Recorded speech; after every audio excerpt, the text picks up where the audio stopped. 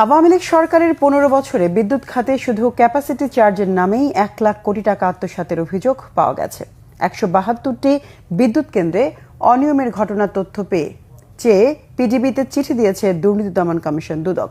সংস্থাটির হাতে আসা অভিযোগে বলা হয়েছে, স্বজনপ্রীতির মাধ্যমে প্রকল্প পাস, ভুয়া প্রকল্প ও সরকারি জমি দখলে নিয়ে হাজার হাজার কোটি টাকা আত্মসাৎ করেছেন সাবেক বিদ্যুৎ প্রতিমন্ত্রী নসরুল হামিদ। রিপোর্ট ফররুখ বাবর। ২০০৯ থেকে ২০২৪ সাল পর্যন্ত আওয়ামী লীগ সরকারের ১৫ বছরে বিদ্যুতের ক্যাপাসিটি চার্জের নামে হরিলুটের অভিযোগ অনুসন্ধানে মাঠে নেমেছে দুদক। শেখ হাসিনার ৩ মেয়াদে বিদ্যুৎ খাতে মোট ব্যয় হয়েছে ৪.৫ লাখ কোটি টাকা। দুদকের অভিযোগে বলা হয়েছে, শুধু ক্যাপাসিটি চার্জের নামেই আত্মসাৎ হয়েছে ১ লাখ কোটি টাকা। একই সাথে বিদ্যুৎ সরবরাহের জন্য ভারতের আদানি গ্রুপের সঙ্গে আওয়ামী লীগ সরকারের করা চুক্তিতে এনবিআর এর শুল্ক ও কর অব্যাহতির মাধ্যমে প্রায় $৪০ কোটি কর ফাঁকি দেওয়ার অভিযোগও তদন্ত করছে দুদক।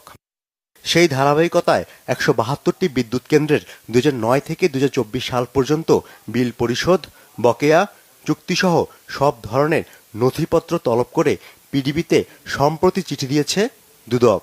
এরই মধ্যে বেশ কিছু নথি হাতেও পেয়েছে সংস্থাটি।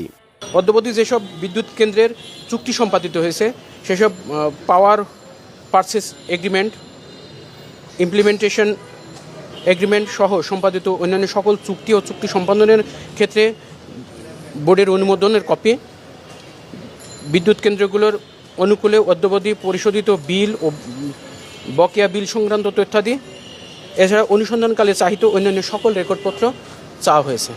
দুদকের অভিযোগে বলা হচ্ছে, বিনা দরপত্রেই বিদ্যুৎ খাতের বিভিন্ন প্রকল্প দেওয়া হয় আওয়ামী লীগ সরকারের ঘনিষ্ঠ ও প্রভাবশালী ব্যবসায়ীদের। কোনো ধরনের প্রতিযোগিতা ছাড়াই বিদ্যুৎ কেন্দ্র স্থাপন সহ নানা কাজ বন্টন করতেন সাবেক প্রতিমন্ত্রী নসরুল হামিদ বিপু। ফররুখ বাবু, বাংলা ভিশন, ঢাকা।